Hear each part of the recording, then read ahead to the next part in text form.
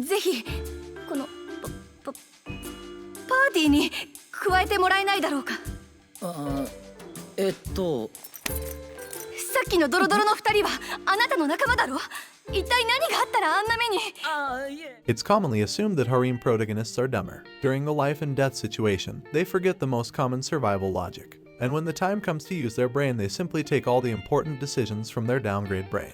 But in recent years, we get to see a protagonist like Hajime Nagumo from the era Fureta or Kiaru from the redo of Healer, who shows us what happens when a harem protagonist decides to use their brain. So without getting your pants dirty because it's No Nuts November, let us go through the revolution of the harem protagonist. 自分の靴を隣の試着室に移動させてカーテンを閉める。題して即席人体消失マジック。お客様、これ隣の子の靴やね。いたずらかしら。When it comes to picking a top-tier harem series, we often get expert suggestions to watch the shows like High School DxD, Konosuba, or if you are a true fan of culture like me.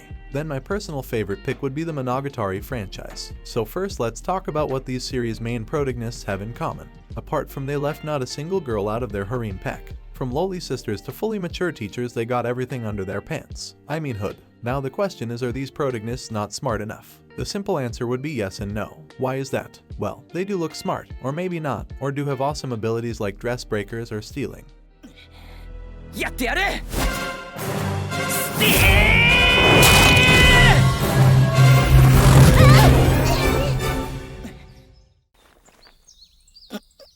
おお、当たりも当たり。おお、当たりだ。 The wrong example, I guess, but the main problem they have is they easily get into girl temptation.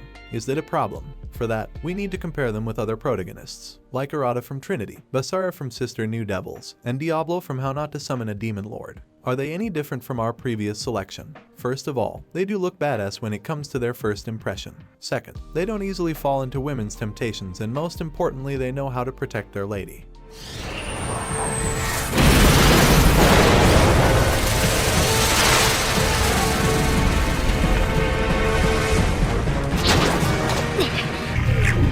魔族にかける情けはないが、最後に問う。ここで引き下がるなら見逃してやるが。ホワイトノバ!"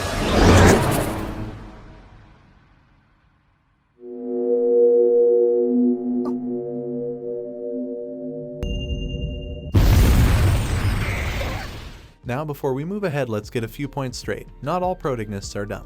It's just a few MCs that don't know the meaning of true love and lust. Like there's a childhood friend ready to go all out. But still, they want to pick some random chick who shows up out of nowhere in their high school years, and suddenly they started to spend much time together, letting the childhood friend alone as she did some sort of crime.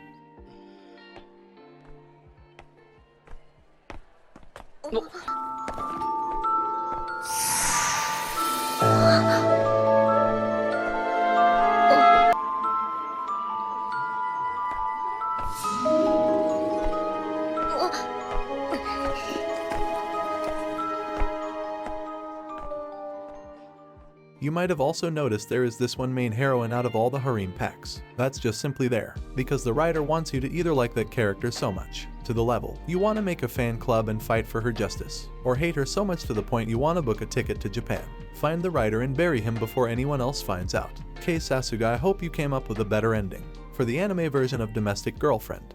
ご苦労様で。ルイ。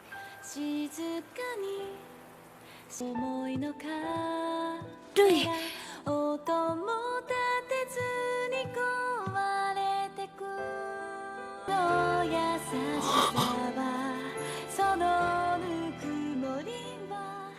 The most important aspect that counts MC as dumber is their proof of their own idiocy, because they want to have a Disney fairy tale type princess. This also explains the low birth rate in Japan. Every main character wants to have a harem pack full of virgin girls, who are almost in their 30s. I mean, come on, be realistic and try to have some American dream. Another irritating fact is the writer deliberately tries to pair the worst girl with MC, so the innocent girl became more desirable till the end. While on the discussion of harem MCs, it's hard not to compare with those who get their biggest harem packs of all time. From the ancient classics like Haven's Lost Property to Kiss Sis, or to the recent hits like Monster Musume or quintessential quintuplets, every great protagonist's strength lies in how many girls they got underneath. I would like to know your opinion on it. Is it good for harem anime to introduce a new girl every second episode? Does it show the true potential of how the main character handles all these girls? My take would be a straightforward no. While I do enjoy the philosophy of the bigger the better, it would not be a realistic approach. After all, I do prefer a closer ending, where MC has to pick at least one promising girl in the end, like my favorite harem show Hensuki. そうだな。おいで、佐伯。嬉しい。こうして変態夫婦はアブノーマルな夜の散歩へと繰り出したんだ。あっぶねえ。夢か。このまま佐伯先輩ルートのエンディングに突入するのかと思った。兄さん。Initially, when we start watching harem shows, we don't expect much from it. All we want is to enjoy the world of fan service. A great example would be interspecies reviewers' Food Wars or Super Eros. If you still think you watch these shows for the plot, well, let's consider it that way. This might be a big turnoff for many, but I would like to highlight the other area in harem anime called proof of cleverness, a thin line that differentiates between a good harem and a true masterpiece, such as Prison School, High School of the Dead, or my classical favorite Golden Boy. Can you identify the fact why these shows consider to be a true masterpiece, despite the fact they all have the same genre ecchi harem? Is that one artist knows the true value of art and the other sees it as an eye-pleasing experience. After doing all this debate, I think we missed the newly profound subgenre in the world of harem, called siscon romance, that goes beyond the ages of the modern internet. For those who are new to this genre, let me introduce you all to some of the popular ones. Akisora. Recently my sister is unusual and like the rest of my all-time pick irregular magic at high school. From protecting our siblings to taking care of all their personal needs. For that, if the world of taboo awaits us, so be it. Do we even have to consider the storytelling part? Only if anyone is suffering from a sisterly complex. After all, the story only focuses on making their bond stronger. これでよし。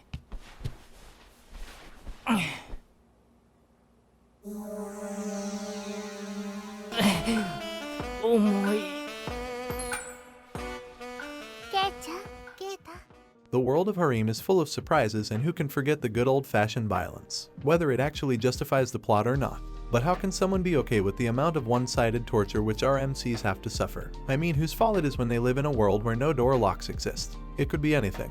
There is no limit to romance. From outer space aliens to all loving and caring animals of our holy Mother Earth. There is no better way to express our feelings that love can happen anytime, anywhere, or with anyone. After all, we have a list of animes that work entirely on these settings. In conclusion, harem anime is a mix of all. We can't blame main character for his dumbness, as we are the ones believing their dream. Like some wise man says, if I rip you apart, then that makes your dream worth less than touching boobs. Anyways, that is it for today. Now I would like to know your thoughts on it. Are harem protagonists getting any better day by day? Or do they still lack something? And as feedback, if you like this essay format video, make sure to let me know, because I had a lot to cover. So till next time.